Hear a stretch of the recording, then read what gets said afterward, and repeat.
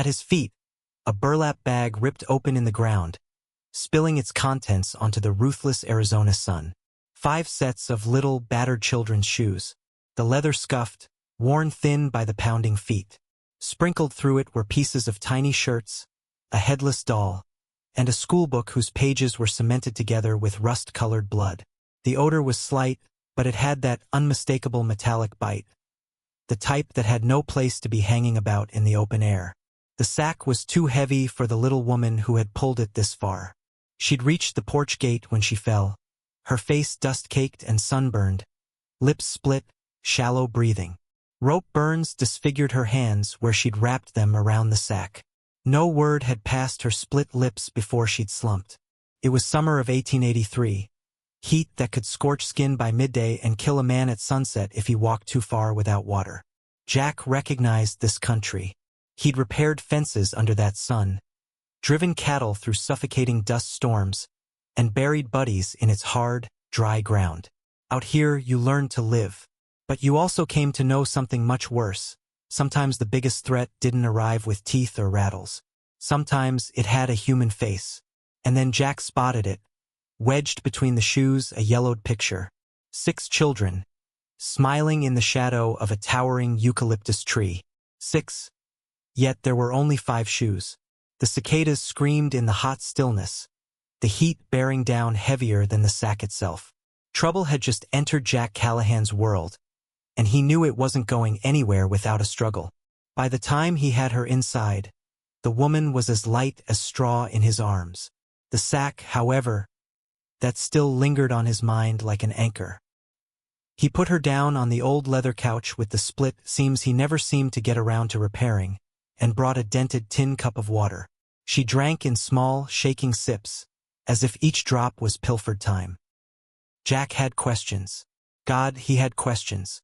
But out here you learned patience. People talked when they were ready, and sometimes their stories were the kind you wished you'd never heard. The sun was bleeding into the horizon when her eyes finally found his.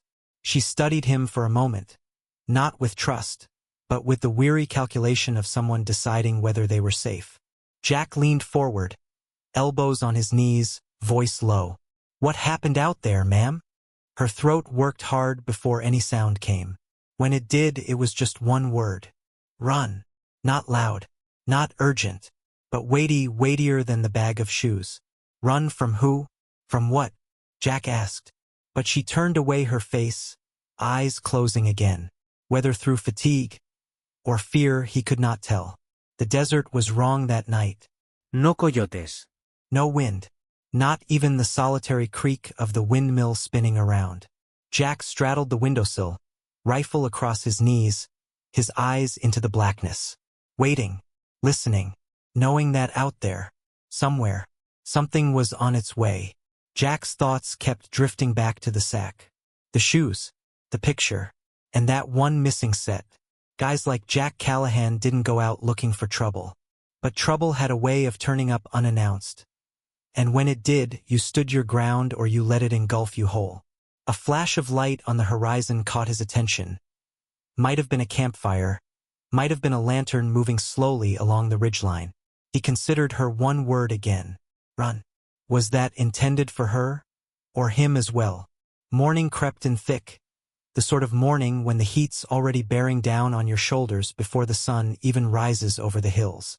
Jack walked out onto the porch, boots crunching on dry dirt, and saw it at once. Hoofprints. Not just his mare's. A few. They'd looped around the area near the barn, overlapped each other, then ridden off to the west toward open range. Whoever had passed by last night hadn't stopped for chat. He tracked the horses out to the gate. Ground always had a story to tell, provided you understood how to read it. At least 4, possibly 5 riders. Large men on large horses. They hadn't even made an effort to conceal their trail, which meant they didn't care, or didn't mind him following. Inside the house, the woman sat up now with loose hair in her face, eyes staring into a distance. Jack put in front of her a plate of cornbread and a coffee in a tin cup. She grabbed them, but her hand shook so hard he feared the cup would break. "They know you're here," she said finally. Her voice was flat, the kind of flat that comes when you've already accepted the ending. Jack didn't answer right away. He was thinking about those hoof prints, about the missing mare, about the fact that men who rode this deep into his land weren't just passing through. He checked the rifle leaning against the wall, then looked her in the eyes. "I'm not planning on making it easy for them." A faint, humorless smile crossed her lips. "You won't, but they'll still come." Outside, a hawk soared high in the sky, its shriek harsh against the silence. The land seemed other that morning, like it was holding its breath in suspense. Trouble was near now. Jack could sense it in the soles of his boots. And if you have ever lived in the desert, when trouble arrives, it is not alone. Movement, a shadow out of the corner of his eye, moved past the barn window. Jack spun quickly, rifle half raised to his shoulder. The yard was clear. The windmill creaked once, then fell still again. If you can sense the dust, the heat, the scent of this barn, you'll want to stick with this tale. Because what's going to happen next isn't going to be pretty. By midday, the heat was a heavy, suffocating blanket. Jack remained near the porch, keeping an eye on the open fields. He knew they were there. Men who came in this close didn't just disappear. It was a speck on the horizon at first. Then two. Then 4 riders. They rode slow, as if they wanted him to notice them. That was the thing about certain types of men. They enjoyed playing with their food before taking the first bite. Jack retreated back inside, ensured the load in his rifle, and glanced at the woman. "You have to stay low," he advised her. She shook her head. That same stubborn look she'd worn the night before. "I've been low long enough." The riders stopped 100 yards out. One of them slid from his saddle. Tall, lean, black hat pulled low over his eyes. He cupped his hands and called out, his voice carrying sharp in the dry desert air. "We're here for what's ours, Callahan. Best hand it over." Jack didn't reply. He just leaned against the post of the porch, rifle comfortably in hand. The man who wore a black hat smiled, the kind of smile that indicates trouble is fixin' to begin. He made a small signal and 2 riders broke off, going wide toward the barn. Jack got off one. The bullet cracked across the valley, blowing a cloud of dust inches from the boot of the lead rider. The horse reared sideways, the rider swearing. Jack cycled the lever, chambering another round. "I don't remember issuing an invitation," he said loud enough for them all to understand. No one stirred for a long time. The sun hammered down. The woman was panting loudly behind him. Then, silently, the man in the black hat wheeled his horse. The others turned to follow, riding off as slowly as they'd arrived. Jack knew not to take chances. Guys like that didn't just tip their hats and ride off.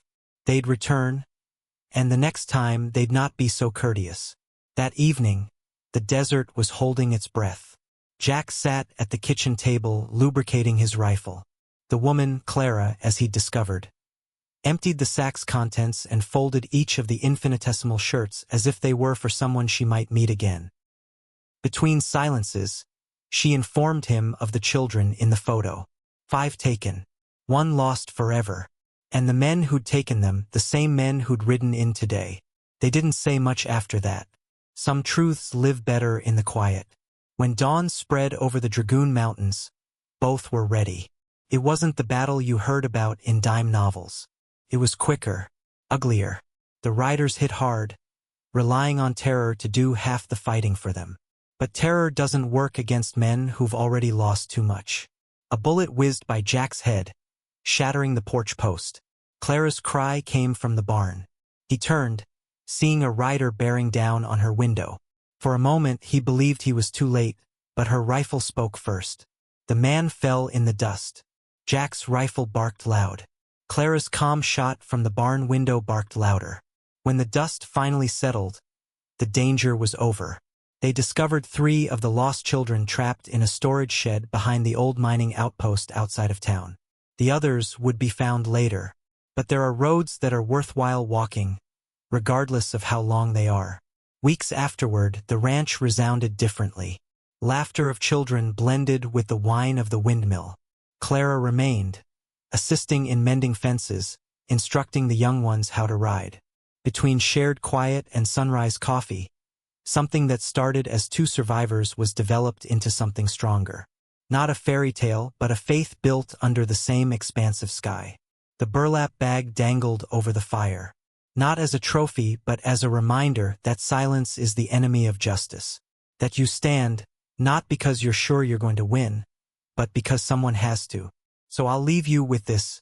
When adversity knocks on your door, do you shut it out, or stand and face it full on? And if you knew the battle could cost you everything, would you still grab your rifle? If this tale got under your skin, hit like, share with someone who loves a good Western, and subscribe so you don't miss the next ride. Because out here, there's always another story waiting on the horizon.